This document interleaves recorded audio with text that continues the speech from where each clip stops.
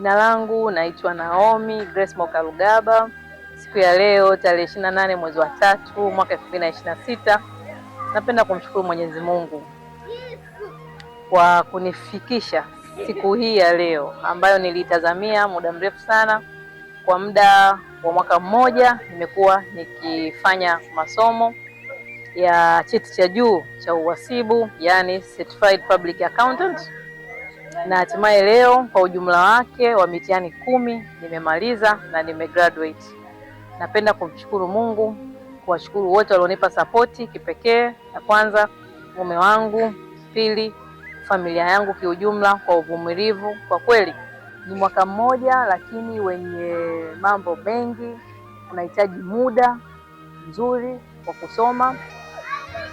Kwa maana hiyo sasa, bila kuwa na sapoti ya familia isingewezekana. Lakini familia yangu kuanzia ya kwangu mwenyewe mimi na watoto wangu na mume wangu, wazazi wangu, ndugu zangu, wote wamekuwa pamoja na mimi pale napohitajika mimi kuwepo sehemu ambayo siwezi kuwepo kwa wakati huo, walikuwa wakinisupport. Kwa kweli nashukuru sana. Lakini pia kwa mwajiri wangu na vile vile kwa familia yangu. Namshukuru mume wangu kwa uvumilivu kwa muda wote huu. Ni mwaka mmoja lakini ulikuwa unahitaji masaa 24 darasani. Nimeweza kunivumilia na mpaka leo nimemaliza. Mungu ambariki sana. Mimi kwa jina naitwa Ringo Ernest Mtei, ni kwa profession mimi ni daktari na pia ni mume wa Naomi Kalugaba ambaye Mungu amemjalia ameweza kupambana, ameweza kupata CPA kwa maana sasa hivi yeye anatambulika kama Certified Public Accountant.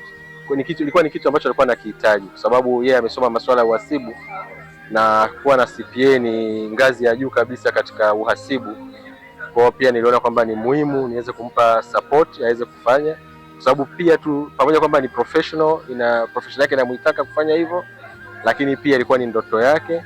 Kwa hiyo niliweza kusimama naye bega kwa bega, niweza kumsupport.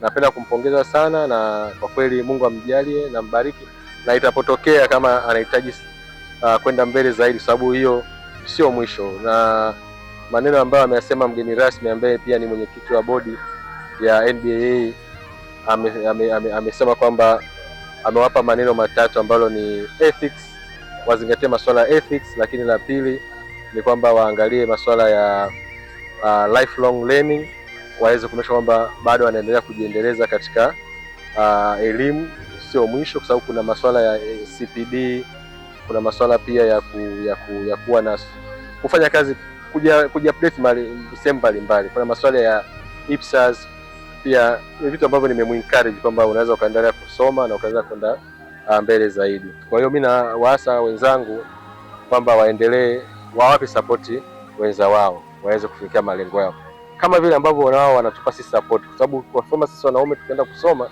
wanatupa support. Kwa nafikiri kikubwa sana we give each other support, tuwape support kama wanavyotupa support. Mimi naitwa Grace Mokalugaba, ni mzazi wa Naomi Kalugaba ambaye leo ndiye kwa kweli nimefurahi sana kuweza kufikia mtoto wangu kuhitimisha yani uhasibu wake kwa kiwango cha hali ya juu.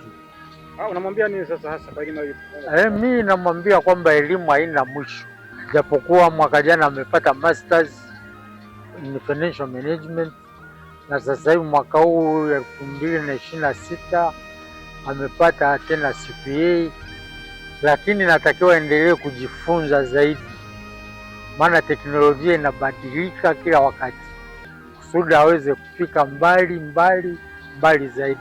Japokuwa amepita kwenye milima na mabonde, maana mpaka kuja kufikia hapa alipofikia ni jitihada kubwa sana ambazo ameweza kufanya, na tunashukuru hata wadogo zake amewekea practice, wanaweza kuendelea na wenyewe kufuata nyayo za kwake. Nafikiri hata watoto wake wameanza kuona kinachoendelea. Tunamshukuru Mungu ameweza kuwaonyesha njia. Tulikuwa na wajukuu, nimeona na wajukuu, nawaambia nini sasa na wao? Na wenyewe wa pull socks kusudi waweze kufikia viwango hata kuzidi vya wazazi wao. wao, yaani wao juu zaidi ya wale. Tunataka wawe na ma-PhD, wengine wawe maprofesa na kadhalika na kadhalika. La mwisho, nawatakia wote kila la heri na wote waliofika hapa kuja kusherekea na sisi na yeye. Mungu